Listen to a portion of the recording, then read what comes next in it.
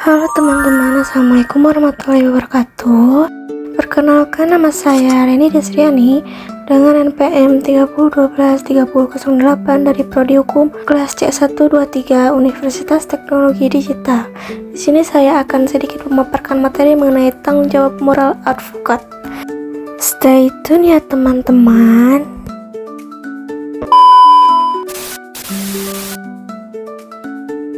Nah, yang pertama mari kita lihat dasar hukumnya secara singkat, yaitu Undang-Undang Nomor 18 Tahun 2003 menyebutkan bahwa advokat adalah orang yang berprofesi memberikan jasa hukum baik di dalam maupun di luar pengadilan. Nah, dalam undang-undang ini juga menempatkan advokat sebagai penegak hukum yang bebas dan mandiri, namun tetap wajib menjalankan tugas dengan itikat baik dan menjunjung tinggi hukum dan keadilan. Di dalam undang-undang tadi secara prinsip ditegaskan bahwa advokat wajib menjaga kerahasiaan segala hal yang diketahui dari klien karena hubungan profesinya. Lalu advokat juga memberikan jasa hukum secara profesional dan tidak menyalahgunakan profesi untuk tujuan yang bertentangan dengan hukum. Ketentuan-ketentuan ini kemudian diperkuat dan dirinci dalam Kode Etik Advokat Indonesia yang mengatur bagaimana advokat harus bersikap terhadap klien, pengadilan, sesama advokat, dan masyarakat. Dimensi pertama dari tanggung jawab moral advokat adalah tanggung jawab terhadap klien. Klien datang kepada advokat dengan membawa masalah hukum, kegelisahan, bahkan kerentanan. Di titik ini, advokat bukan sekedar jasa profesional, tetapi juga sosok yang dipercayai untuk melindungi hak-hak klien. Dari perspektif moral dan berdasarkan undang-undang serta kode etik, advokat setidaknya memikul kewajiban seperti menjaga kerahasiaan informasi klien. Rahasia klien tidak boleh dibocorkan kepada pihak lain tanpa dasar hukum yang sah. Ini bukan hanya kewajiban legal, tetapi juga wujud penghormatan terhadap martabat dan kepercayaan klien. Sekali rahasia itu dikhianati, hubungan profesional akan runtuh dan reputasi advokat pun tercoreng. Lalu advokat juga memberikan nasihat hukum yang jujur dan proporsional. Advokat dilarang menyesatkan klien dengan janji yang berlebihan atau informasi yang tidak benar. Secara moral, advokat juga harus menjelaskan posisi hukum klien, risiko perkara, dan kemungkinan hasil dengan kejujuran meskipun terkadang pahit atau tidak sesuai dengan harapan klien.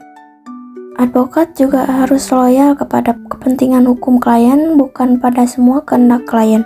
Di sini tampak batas moral yang penting. Advokat wajib membela hak-hak hukum klien, tetapi tidak boleh menjadi alat untuk melakukan perbuatan melawan hukum.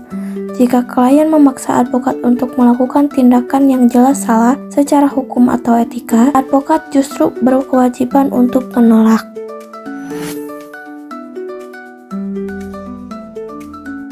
Di dalam undang-undang advokat memberikan advokat hak tertentu, termasuk hak imunitas dalam mengemukakan pendapat di pengadilan sepanjang dilakukan dengan itikat baik. Namun hak ini tidak boleh dipahami sebagai kebebasan tanpa batas. Disinilah aspek moral menjadi krusial.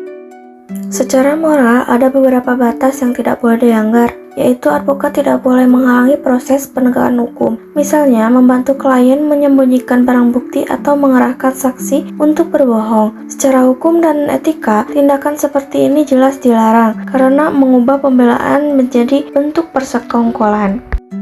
Advokat tidak boleh memalsukan dokumen atau memanipulasi fakta. Kemudian kode etik menuntut advokat menjunjung kejujuran. Jika advokat memalsukan alat bukti atau menyusun narasi yang sengaja menyesatkan pengadilan, ia melanggar bukan hanya norma etika, tetapi juga norma pidana.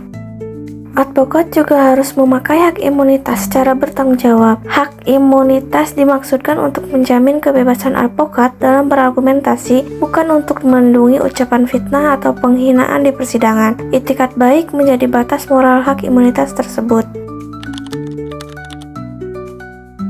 Tanggung jawab moral advokat juga menyentuh relasi dengan pengadilan dan masyarakat. Terhadap pengadilan, advokat wajib bersikap sopan, menghormati hakim, dan membantu proses persidangan berjalan tertib. Advokat tidak boleh menggunakan taktik yang menghambat jalannya persidangan atau yang bertujuan dengan menekan hakim secara tidak sah. Terhadap masyarakat, advokat memiliki peran sebagai penjaga kepercayaan terhadap hukum. Kualitas perilaku advokat, baik di ruang sidang maupun di ruang publik, akan membentuk persepsi masyarakat seperti apakah hukum itu alat keadilan atau sekedar permainan teknis. Ketika advokat berpegang pada etika dan moral, masyarakat melihat bahwa hukum bisa dipercaya sebagai pelindung hak.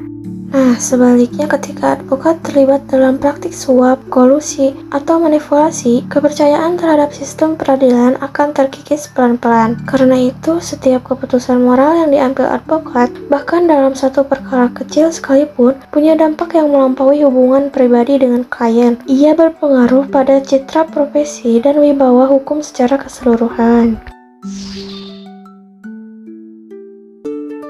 Sebagai officium nobile, profesi advokat memerlukan standar moral yang lebih tinggi dibandingkan pekerjaan biasa. Advokat dituntut bukan hanya cerdas secara intelektual, tetapi juga dewasa secara moral. Tanggung jawab ini tampak dalam beberapa hal seperti menjaga konsistensi antara prinsip yang diucapkan dengan praktik yang dijalankan.